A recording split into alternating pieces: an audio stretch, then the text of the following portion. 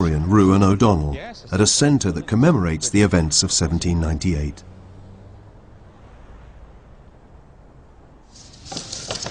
These are extracts from the Fitzwilliam rental rolls. You can see here Thomas Walker. He's 66 in 1839, which means we can track his date of birth to 1773. And he was also clerk to the church in the town of Carnew. He would have been in the prime of life, a 25-year-old man during the Great Rebellion of 1798. And Carnew was a flashpoint of that rebellion. I mean, being involved in the church presumably would have immediately made you pro-government. Not necessarily, but in the town of Carnew, where the local minister was the Reverend Charles Cope, it would have. Because Cope was what was known as a clerical magistrate, popularly known in some places as a flogging magistrate, a man who was not only a minister, but a justice of the peace. He was someone who wanted a hands-on role in law of order, and he was a man who was involved in counterinsurgency operations against the United Irishmen in the late 1790s. As clerk to the church, Thomas Walker would have helped Reverend Cope hunt down suspected rebels. No records survive of Thomas's military role, but Ruan has found documents relating to other Walkers from Carnew. From this document you can see that Joseph Walker and William Walker, who are both listed as being yeomen from Carnew. Walker is a comparatively rare name in this part of Ireland, and they are obviously members of the extended family. Yeomen were volunteer militia who fought for the English throughout the rebellion. As loyalists, the Carnew yeomen were vulnerable to revenge attacks, as the Walkers found to their cost. And if you just look here, you can see at the top of the page, John Walker shot and piked at Shrule, which is near Carnew, of that parish. Wow. It's unusual that he was shot and piked. Yeah, I really didn't like him. It signifies that he was put to death. It signifies that he was not sort of killed accidentally in a skirmish, that he was singled out and done to death. And what's weird is my Auntie May remembers that there were pikes from the rebellion. They kept them in their house. Is that right? Wow. Yeah. Mementos, war trophies. Presumably. But then again, you never know. Maybe everyone in Carnew had a pike from the rebellion in their house. The yeomen of the Walker family were based at Carnew Castle. It's here that one of the rebellion's most infamous episodes took place.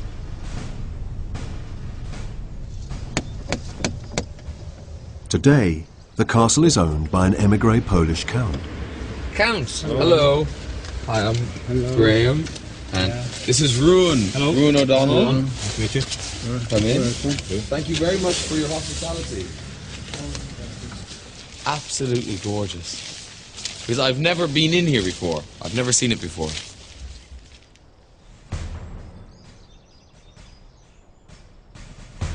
In early June 1798, a group of suspected rebels were taken prisoner by Reverend Cope and the Carnew yeomen.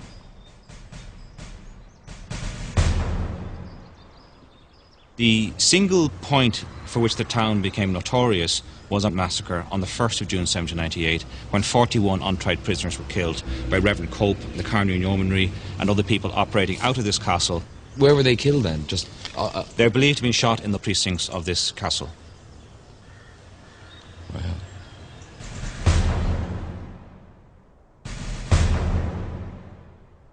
Would the Walkers have been involved in that, just as fairly simple yeomen? Yes, they would have been. We know they were members of the local Carnew Yeoman Infantry Unit, and as such they would have taken part in the rounding up of prisoners, the skirmishing with the rebels in the first days of the rebellion. Less than 2 weeks later, the rebels retaliated, and Carnew was burnt to the ground. But on the 21st of June, the United Irishmen suffered a major defeat only 30 miles from Carnew, at the Battle of Vinegar Hill. Over the following months, the rebellion was quashed, with the loss of an estimated 30,000 lives. With the help of Carnew yeomen like the Walkers, English rule in Wicklow was secured for another 120 years. So Thomas was born here in 1773. How Irish would they have felt? Would they have been loyal to the crown because they still in some way felt English? No, on the contrary, the typical Irish loyalist would have been a lot more zealous in protecting their position than a typical Englishman. It's a bit like the zeal of the convert, I suppose, you know. Here they are. They're not exactly in a frontier, but they would have considered themselves fully entitled to be here as new Irish. So they would have felt, if you'd asked them, are you Irish, they'd have said yes. Absolutely. So to find out more about Thomas Walker, how could I find out more? How can I go further back? Well, the obvious starting point is to bear in mind what we know, that he's a tenant of a number of generations, resident on the Fitzwilliam estate here in South Wicklow. In all likelihood, his family were transferred from another Fitzwilliam estate in the north of England. The best place to go for that is to the Fitzwilliam papers in Sheffield. Well, I never expected that. Well, the odd is, when so you're looking at your family tree, rebellion, 1798, and then you discover that, your ancestors were on the side that history and time has decided was the wrong side. It means that you've got to stop and you've got to examine that history in a slightly more detailed or complicated way than you would, if they were just part of the United Irishmen, hurrah. But you have to stop and imagine what their lives are like, why they made the choices they did. I can't believe they were bad people. That's just, that's not an option for me. I suppose you can't. I mean, there must be people who have to look back at their ancestors and kind of think, well, I guess they were evil. Hopefully, we've lost the evil gene. I can't believe that Thomas Walker was an evil person. As far as he knew, he was on God's side. Hopefully, he was just a decent man caught in a difficult situation who believed he was doing the right thing.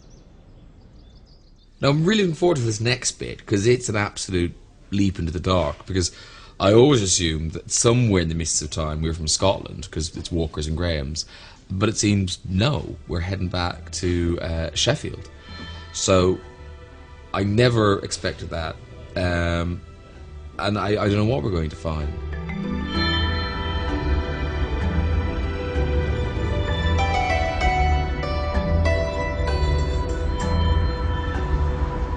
Having traced his Irish heritage through 5 generations, Graham's back in England. Well, I never thought I'd be excited about going to Sheffield, but that's where we're going, because the Wentworth Fitzwilliam papers are there, and hopefully I'll find out, finally, where the Walker family that ended up in Carnew came from.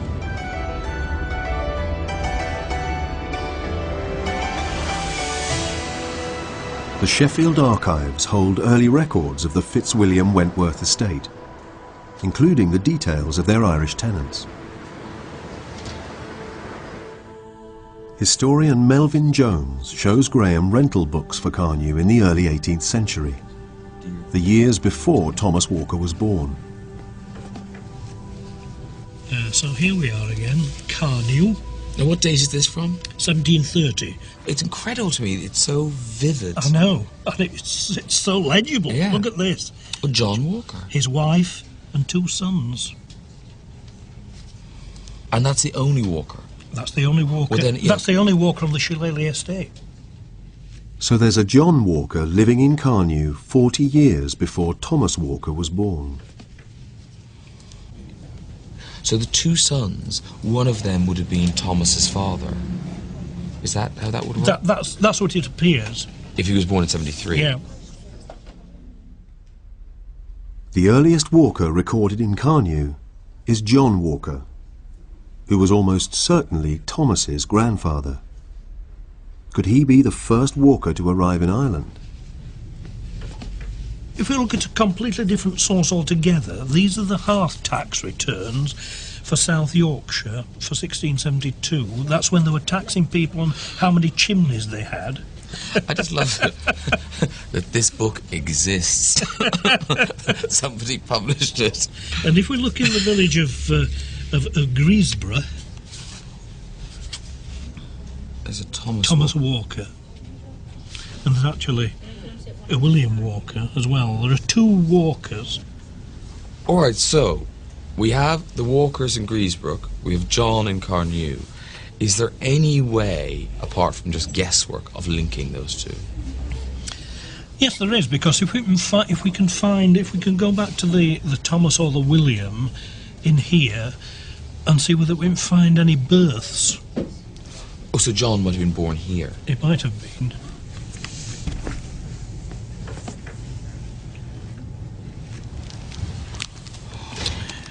(1691). That is amazing. Now, let's have a look. It's John, son of Thomas. 10th day Of... May 1691. So, hang on, does that make sense? Well, how old would he have been in 1714? How old would he have been in 1728? Carol Vorderman? I don't know.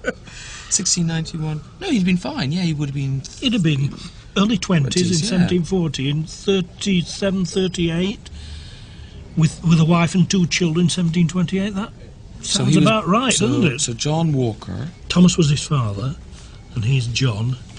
And we've got John in 1730. In Carnew. In Carnew. So we've got that continuity from 1672 over the water. He was the first to go. And Griesborough is with less than a mile from the Wentworth Woodhouse Park Lodge. So he's likely to have been a tenant. Graham can now confirm that it was John Walker, son of Thomas from Griesborough, who left Yorkshire around 1713 to settle the Walker family in Carnew.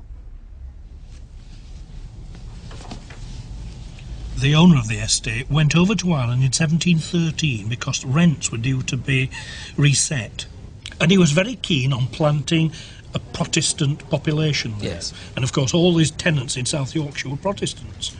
And there were all sorts of work, for tailors, for masons, for shoemakers, for smiths.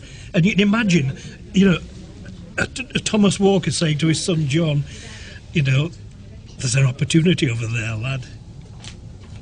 Wow.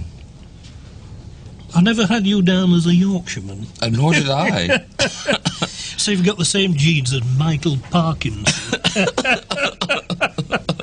You probably won't be too thrilled about that either. Wow, this is amazing.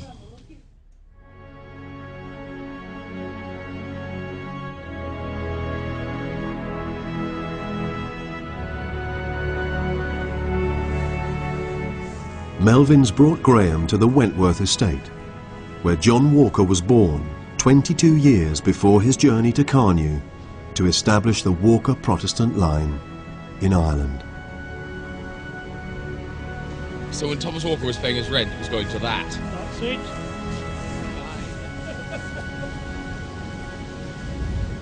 I do like that idea of John Walker, upping sticks here, going off by himself, embarking on that journey and adventure, and from that one man, all of our history in Ireland began. One of the things I was interested in finding out was just how Irish the family is, because growing up we never felt particularly Irish.